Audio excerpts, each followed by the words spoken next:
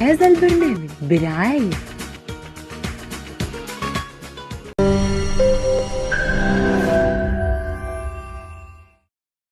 السلام عليكم ورحمة الله وبركاته.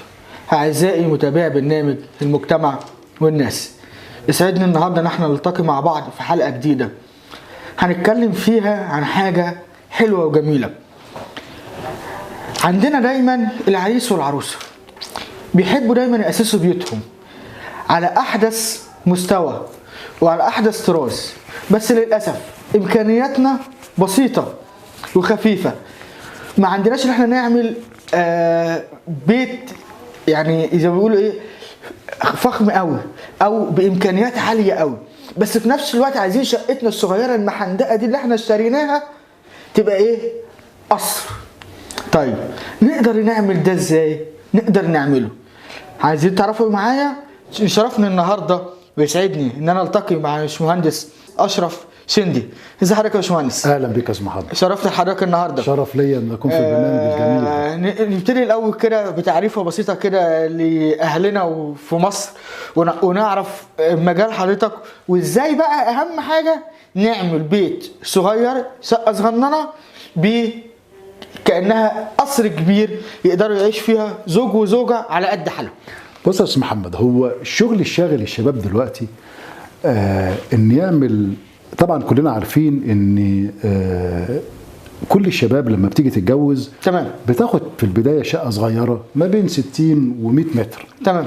بيكونوا عايزين ياسسوها، وشقه العروسه دايما يعني احنا متعارف عندنا كمصريين ان بيكون شقه جميله وشقه شيك. والشغل الشاغل بقى دلوقتي المهم قوي قوي قوي قوي ويعني وبركز عليها دي جدا.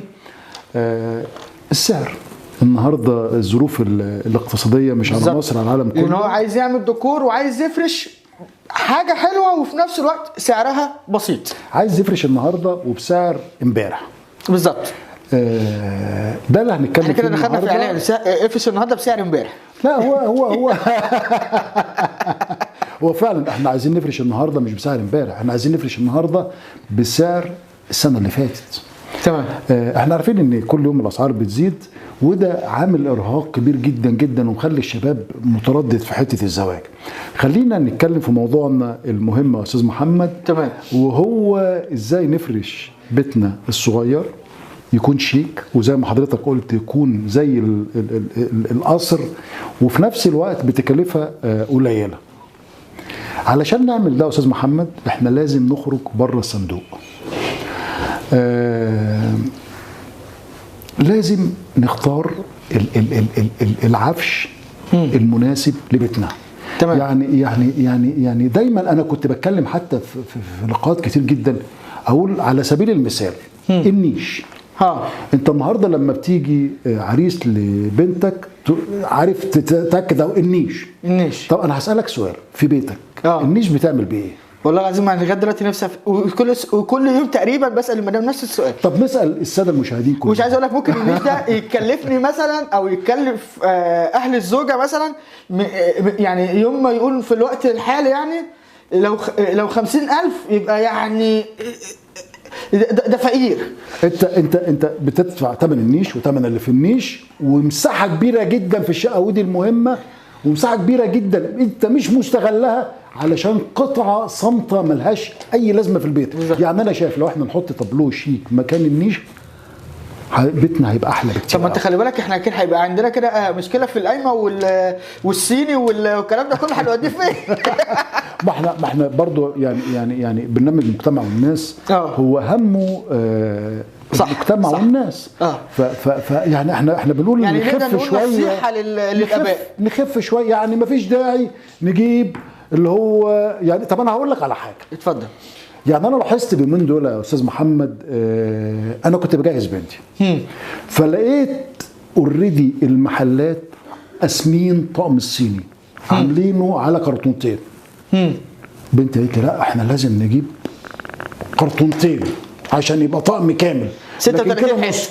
طب ليه؟ لا من 36 ده مش عارف 100 وحاجه كمان ده وصل. طب انا 100 وحاجه هعمل بيهم ايه؟ فانا شايف يا استاذ محمد ان واجب علينا ان احنا نخف شويه. يعني كفايه الكرتونه اللي هي الطقم يعني على العالم كله، واحنا مستوردين. يعني في بلاد كتير جدا بنستورد منها الصيني، وفي طبعا مصر كمان بنصنع، عاملين خلاص طقم الصيني بقى كرتون. فاحنا لا، مصممين زي زمان نجيب طقم الصيني مش عارف 100 كام و30 قطعه. طب نعمل بيهم ايه؟ ما هو في الاخر بيترموا في النيش زي ما قلنا. طب ما احنا نجيب ال زي ما حضرتك قلت اللي هو يعني هيبقى حاجه و60 تقريبا قطعه، وبرضه حاجه مبالغ فيها. انت طب هقول لك على حاجه.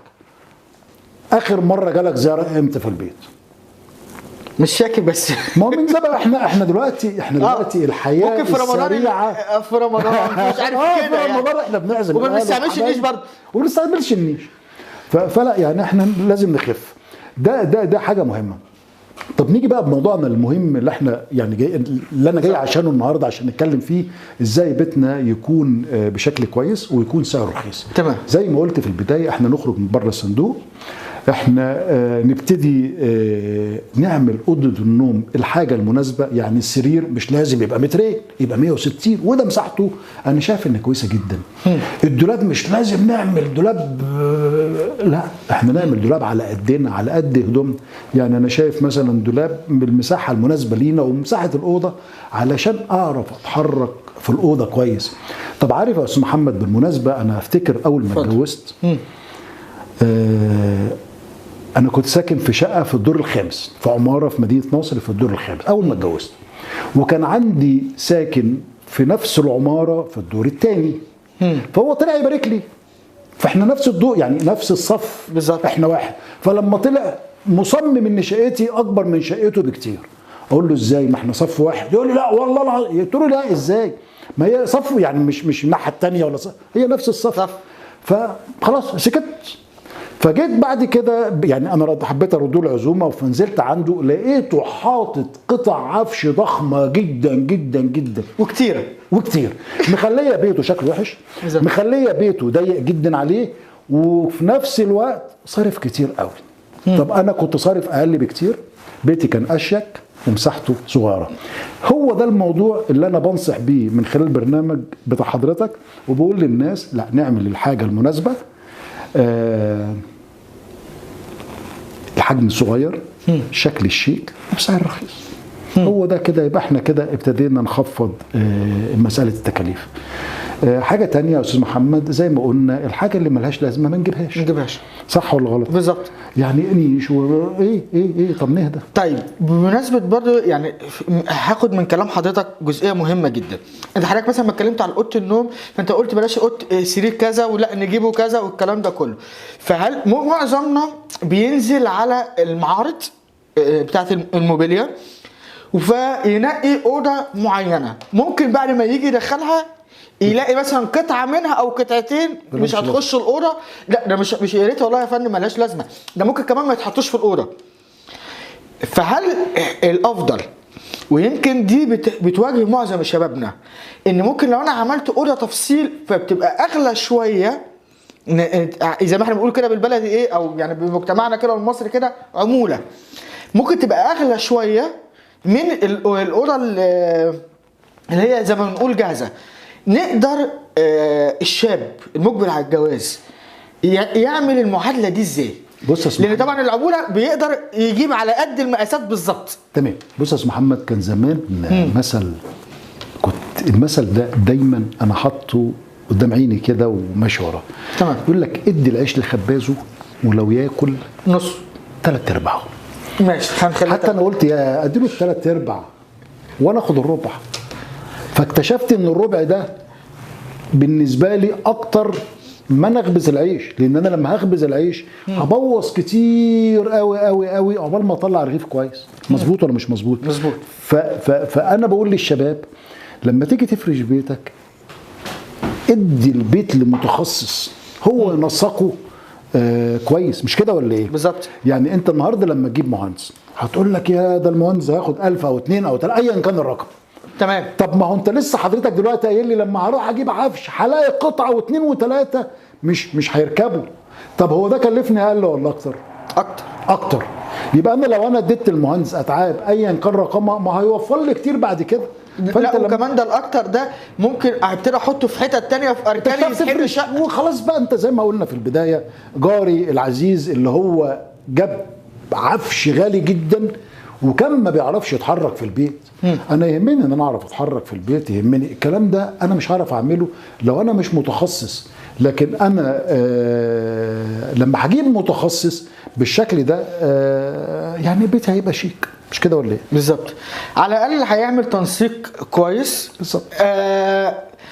ممكن يكون يعني هي مشكله معانا يا باشمهندس ان زي ما هم كده بيقعدوا يشتروا الحاجه، احنا برضو بنقعد ايه، لا اصل الفلان ده هياخد مني 10 قروش، اصل طب انا مش عارف ايه، وممكن يقتصدوا في حته هي اللي تبوظ لهم بالظبط الموضوع كله. يعني بنقعد نحسبها بالسحتوت ونيجي على حاجه تانية ندفع وفي الاخر يقول ايه يا ريت اللي جرى مكان. انا مش شاكر. بالظبط. عارف يا استاذ محمد، برضو انا عايز انصح نصيحه للشباب من خلال برنامج حضرتك. احنا محتاجين كلنا برضو، عارف، نتعلم. نتعلم ايه؟ يعني انا وانا قبل ما اخش عند حضرتك بره وانا منتظر، فيعني كان عندي وقت شويه فاضي، فرحت مطلع كراسه الرسم وقعدت ارسم شويه. تمام. فحد قاعد بره فقال لي ايه ده انت حضرتك بترسم؟ قلت له لا اصل انا ابتديت دلوقتي بدي دروس رسم للشباب الصغير. فقال لي بجد والله يعني طب عندي ابني وحاجات كده يعني. فانا يمكن فتحت الموضوع ده وبكلم مع حضرتك. احنا مفتقدين دي. انت عارف زمان كان عندنا الحته الفنيه دي كانت من واحنا صغيرين. يعني انا فاكر وانا في اولى ابتدائي مدرسه الرسم ميس سعاد، انا فاكرها من 52 سنه، من الحصص الاساسيه من 52 سنه. ميس سعاد مش حصه اساسيه بس، الحصه اللي انا بحبها، الحصه اللي فيها فن. انت النهارده احنا بعدنا عن الكلام ده خالص. زي ما حضرتك من شويه كنت بتقول ايه، احنا بنروح نشتري العفش ونيجي نحطه في البيت. ما احنا لو عندنا الحصه الفنيه كلنا هنعرف ننسق بيتنا. لو مش نعرف ننسق بيتنا زي ما قلت برضو نجيب متخصص وننسق البيت. اتفضل. طيب هو السؤال بقى اللي جاي، طب ده احنا كده اتكلمنا من لقصه العفش او الموبيليا او الكلام ده كله. طيب في ساعات يجي يقول لك ايه، انا عايز اعمل بقى ايه مثلا، نعمل زي دفايه هنا وراح عامل لي سقف ساقط ومش عارف، واعمل مش عارف الشقه مش عارف ايه، اللي هي ديكورات ممكن انها تاكل من هي يا دوبك مساحه الشقه قد كده اهو. هو عايز بقى يعمل ديكورات حلوه قوي قوي قوي وعاليه قوي، فتخلي مساحه الشقه بدل ما هي قد كده فبقت قد كده، اتنزت شويه. يعني بدل ما هي مثلا 70 متر بقت 60، بقت 55. ازاي بقى انا اقدر اعمل ديكورات جميله جدا في قلب الشقه كديكوريشن جميل، وفي نفس الوقت ما يكونليش من المساحه بتاعتها، وفي نفس الوقت تبقى زي ما احنا قلنا ايه، قصر انا عايش فيه. ما احنا ما ينفعش كل حاجه تعجبنا نبقى عايزين نحطها. زي بالظبط، عارف ايه يا استاذ محمد، انا النهارده دلوقتي لابس بدله وجرافطه وقميص، تمام صح؟ ما انا عندي في دولابي بالطو شيك قوي، عندي بلوفر شيك قوي، عندي مش عارف. طب هو انا ينفع البس كل ده؟ لا طبعا. انا همشي ازاي؟ صح. نفس الوقت نفس الموضوع البيت. انا عاجبني الكشاف اللي محطوط ده، وعاجبني حته الديكور دي، وعاجبني الكاميرا اللي احنا بنصور عليها، وعاجبني الشجر اللي هنا. طب ما انا لو حطيت ده طب ازاي هعرف اتحرك؟ لكن انا بجيب في بيتي اللي مناسب لي. عايز اعمل دفايه، ماشي نعمل دفايه، بس هنشوف مكان مناسب نعمل فيه دفايه. طب ما عنديش مكان نعمل دفايه، يبقى مش هحط دفايه. صح ولا غلط؟ ما احنا بنقول ايه، احنا بنقيم افعالنا، يعني بنحاول نقيم افعال الشباب ان هو ما يبص. يعني ممكن حضرتك زي ما احنا بنقول ايه، بيبصوا للاعمال الفنيه. ممكن معظم، يعني برضو انا راجع اقول لك برضو ان معظم مسلسلاتنا او افلامنا دايما بيصوروا ان الفنانين كلهم بسم الله ما شاء الله. دلوقتي بص كده في مسلسلات رمضان مثلا هنقول ان معظم كلنا بنتفرج عليها، كلهم بسم الله ما شاء الله عايشين في ايه، في فيلل، في قصور، في شقق واسعه. قليل جدا لما تلاقي حد او فيلم او مسلسل بيتكلم ان الناس دي عايشه في بيت بسيط. فطبعا المشكله طبعا يقول لا ما انا عايز اعيش الحياه دي. فدي فعلا بقت مشكله ان احنا بنقلد اكتر ما يعني بنعيش واقعنا او على قد فلوسنا زي ما بيقول. طب عارف يا استاذ محمد، حتى المسلسلات والفنانين واللي بيعملوا والحاجات الديكورات وبنشوفها. طب خد بالك كده، حتى لو هم يعني دايما بتلاقي مساحات فاضيه، حتى لو البيت صغير بتشوفه كبير. من ايه؟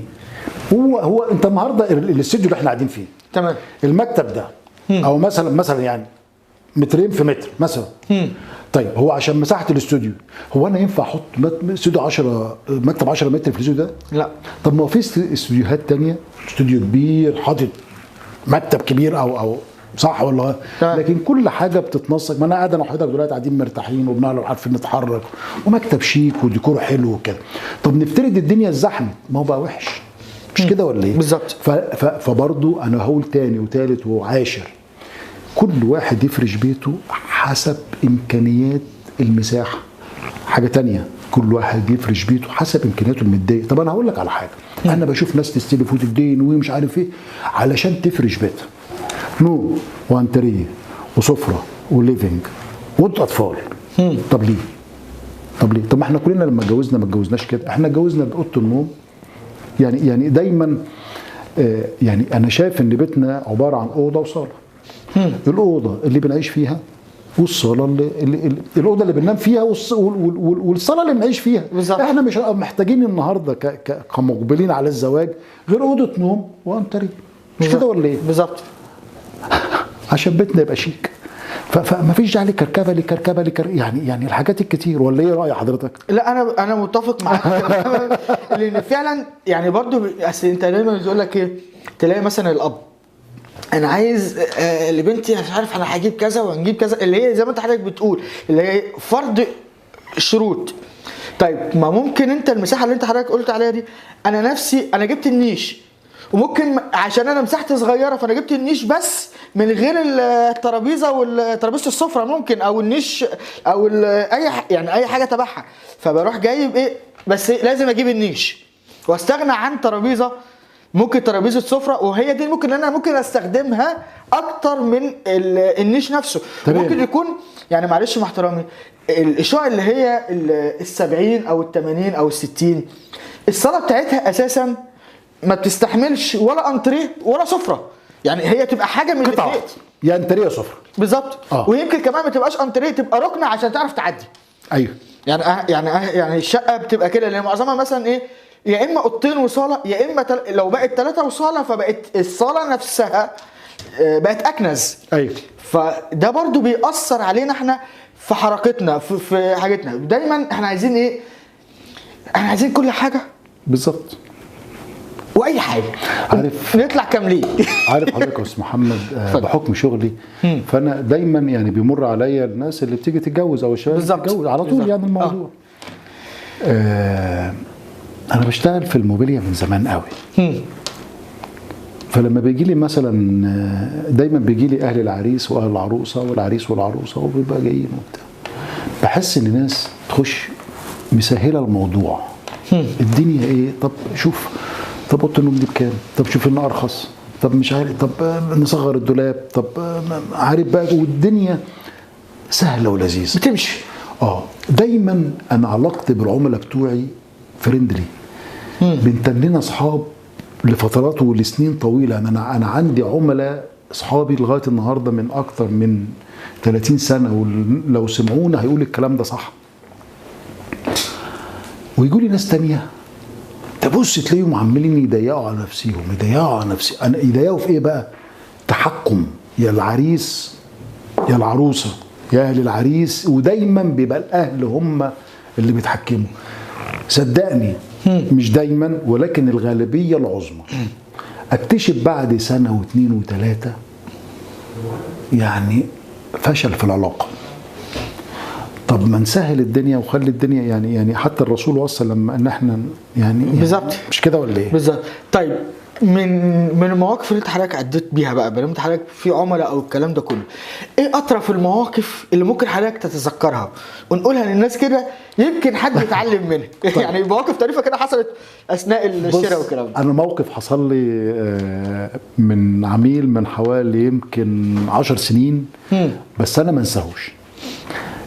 كان العريس والعروسه كان العريس حد مهذب، والعروسه كانت بنت جميله ومن يعني بنت ناس قوي. وكان بابا العريس وبابا العروسه هم لو شافوا البرنامج دلوقتي هيضحكوا على الموقف، هم عرفوا نفسهم. انا مش هينفع اذكر اسامي طبعا لان موقف محرج جدا. المهم هو انا فاكر كويس جدا، كانت الفاتوره كان من حوالي 10 سنين كانوا واخدين عفش كامل، كان الفاتوره عامله 67,000 تقريبا. في الوقت ده من مبلغ كبير جدا، كان مبلغ كبير جدا. مبلغ هم كانوا اثرياء يعني. فالعريس قال لي لا، يا 60,000 يا بلاش. هي واقفه معاك، هي مشكلته في السبعه. فقلت له طب انت حددت ال60 على ايه؟ قال لي انا كنت هشتري من مكان تاني ب 90,000 فانا اشتري من عندك ب 60. بابا العريس خدني على جنب وقال لي يعني انا هديك 7,000 وهوده وبتاع مش عارف. قلت له ماشي. فالولد يعني اتصرف تصرفات كانت بالنسبه لي حاجات شاذه. ف يعني فعلا انا شفت العريس والعروسه دول مش شبه بعض. يعني عارف دايما ربنا بيوفق كل عروسين بالظبط. فانا مش عارف ليه توقعت لهم الفشل وما اتكلمتش خالص. بعد حوالي 4 سنين جالي ابو العروسه وام العروسه، وكان جايين ياخدوا عفش لاخوها. تمام. فاول ما شفته قلت له بنتك عامله ايه؟ قال لي اتطلقت. انا زعلت عشانها. ما طبعا. بس انا توقعت ان البني ادم الغبي ده ما ينفعش مع الناس دي بس. فده كان من المواقف اللي انا ما بنساهاش في حياتي في الحقيقه يعني. اللي هو زي ما بيقول هو تحكم وبس صرف. يعني انا يمكن بختصر لحضرتك. هو بينقي العفش عمال يضغط على ابو العروسه وعمال يعني واخد بقى. وهو كان ابو العروسه كان حد طيب وكان عمال يقول له خلاص يا ابني اللي انت عايزه حاجات كده. وانا كنت شايف لهم الفشل، وفعلا كان الفشل ان هي البنت اتطلقت بعد سنه. ده اللي بنصح بيه الناس، بقول لهم نيسر، نختار العريس المظبوط، ومش شرط ان احنا نفضل نضغط على العريس. طيب لو انا هنقول الافضل برضو، يعني هنرجع لسؤال سابق شويه، الافضل ان انا اجيب من المعرض ولا افصل؟ ما هو حسب امكانياتي يعني. في معرض لا انا عارف الجزئيه بتاعت حسب امكانياتك يا باشمهندس. لا انا بتكلم على حته ايه، ما انا ممكن برضه اروح للمعرض واخليه يفصل لي يعني. بس انا مقصدي في ايه يعني، حته عشان جزئيه المساحات دي فعلا يعني انا فعلا متفق مع حضرتك تماما. ما انا ممكن برضه اروح للمعرض، انا ما قلتش ان انا اروح للنجار، وحتى لو رحت النجار ما فيش مشكله بالظبط. بس انا مقصدي ان انا ممكن برضه اروح للمعرض. معلش انا عجبني الشكل ده، معلش يعني انا عجبني شكل معين بالرسمه دي. ما انا ممكن برضه اروح للمعرض ده اقول له انا عايز الرسمه دي، بس تعالى قيس لي المساحات. بالنسبه لحضرتك ده ايسر ولا انت تبيع؟ بص يا استاذ محمد، انا النهارده انا بروح اشتري عفش بيتي. تمام. رحت المعرض، رحت النجار، رحت اي مكان، بشوف المساحات اللي عندي. لو انا اقدر اخد مساحات واقدر احدد اوكي، ما كانش اجيب متخصص، ما كانش يعني لازم اجيب متخصص. تمام. بشوف المساحات اللي عندي مناسبه للي في العرض ولا مش مناسبه. طب انا الدولاب اللي في المعرض صغير وانا عندي الحته اكبر، انا هخلي المعرض يكبر لي او النجار وات ايفر يعني اللي انا عامل عنده. فالافضل ان كل عفش بيتي يكون بالمقاسات. طب انا اللي في المعرض مناسب لمقاساتي، خلاص هجيبه. مش مناسب يبقى مفصل. لان زي ما قلنا في بدايه الحلقه، احنا ما ينفعش نقعد نكربس بيتنا. تمام. طيب انت عارف حضرتك مثلا زي ما انت حضرتك قلت ايه، ادي العيش لخبازه. طيب لو انا هسالك سؤال من شقين زي ما بيقولوا. الشق الاولاني، لو انا اقدر ان انا اجيب مهندس ديكور يقدر يعمل لي الشكل الجميل وينسق لي البيت بشكل جميل، ايه النصيحه للعريس والعروسه، وايه النصيحه برضه لمهندس الديكور في يعني الاثنين بالنسبه للتعامل؟ والشق الثاني عندي اللي هو الجزئيه المهمه، لو انا ما عنديش مقدره ان انا اجيب حد متخصص، ازاي اعمل ده بشكل كويس؟ انت قلت لي حاجه حلوه قوي. ايه؟ قلت لي ايه النصيحه اللي اقدمها لمهندس ديكور وايه النصيحه اللي اقدمها للناس اللي بتعمل البيت. بالظبط. خليني في الاول انصح مهندس الديكور، لاني انا بشوف اليومين دول حاجات ليها العجب. يعني بشوف جزء صغير جدا من مهندسين الديكور اتخرج علشان ياخد شهاده ويبقى مهندس، وهو للاسف ما بيعرفش حتى يمسك المتر. بقول له لا، يعني ادرس كويس، افهم كويس قبل ما تشتغل. دي النصيحه بتاعت مهندس الديكور. النصيحه للناس اللي بتفرش بيوتها، لما تجيب حد متخصص يكون عينك عليه، يكون سمعته طيبه، يكون ناس عملوا عنده، ما تروحش تجيب واحد مجرد علشان يقول لك سعر رخيص. يعني انا بشوف طب خليني احكي لك حاجه النهارده قريتها النهارده والله بالصدفه. تمام. قريتها على الفيسبوك حاجه لطيفه قوي. كانت مهندسه ديكور كده كاتبه بوست، وقعدت قريته وعجبني قوي. هي بتحكي بتقول ان انا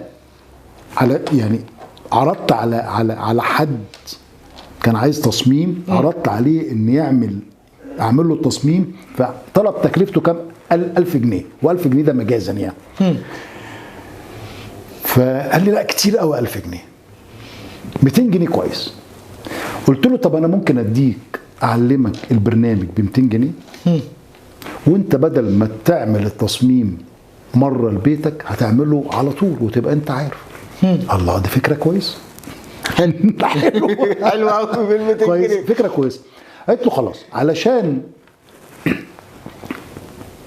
اعلمك اشتري لابتوب امكانيات كذا وكذا وكذا عشان يقبل البرنامج ده، عشان يقبل يعمل البرنامج ده. طبعا يعني لابتوب بمبلغ ضخم جدا. فقال لا وانا هشتري برنامج علشان هشتري لابتوب وبالامكانيات دي وبتاع، عشان طب خلاص انا هاجر لك اللابتوب بتاعي ب 200 جنيه. بقى كام؟ 400 جنيه. وتجيلي اليوم الفلاني الساعه 8 الصبح. لا بقى انا عندي شغل. فهو في الاخر لقى تكلفه الموضوع علشان يتعلم اكتر من ال1000 جنيه. فده انا اللي بدي نصيحه للشباب، بقول لهم لا، ادي العيش لخبازه زي ما قلتي برضو في البدايه، وجيب حد متخصص وتشتغل وما تفتيش علشان بيتك يطلع بشكل كويس. عايز استاذنك يا استاذ محمد في حاجه مهمه قوي قوي قوي. يعني يمكن زي حكيت لك ان انا كنت قاعد برسم. انا شايف ان الناس كلها محتاجه تتعلم الرسم. انت لما هتعرف ترسم هتعرف تعمل بلان، هتعرف تقسم بيتك، هتعرف تفرش، هتعرف تعمل لوحه تعلقها. فمن خلال برنامج حضرتك انا بدعو الناس وبقول لهم مجانا خالص، انا مش باخد فلوس من حد، لان الموضوع انا عامله هوايه. اي حد عايز يتعلم الرسم اتصل بيا وانا هعلمه بدون اي مقابل. ده شرف كبير يا فندم، وشكرا لحضرتك على هذه الدعوه الكريمه. وفعلا احنا محتاجين نرجع فننا الجميل الحلو، نرجع تنسيقنا الجميل. بصوا شكل عماير زمان ورسومات المهندسين زمان في العماير الحلوه، وبصوا الاشكال بتاعت دلوقتي، هتعرفوا فعلا ان مصر محتاجه ترجع تاني للذوق الحلو وذوقنا الجميل. بشكر باشمهندس وبشكر حضرتك على هذا اللقاء الجميل جدا. سعدت جدا وكان حلقه مثمره وجميله جدا. بشكر حضراتكم، واتمنى ان شاء الله ان احنا نلتقي في حلقات اخرى باذن الله تعالى مع برنامج المجتمع والناس. شكرا لحضراتكم، والسلام عليكم ورحمه الله وبركاته. هذا البرنامج برعاية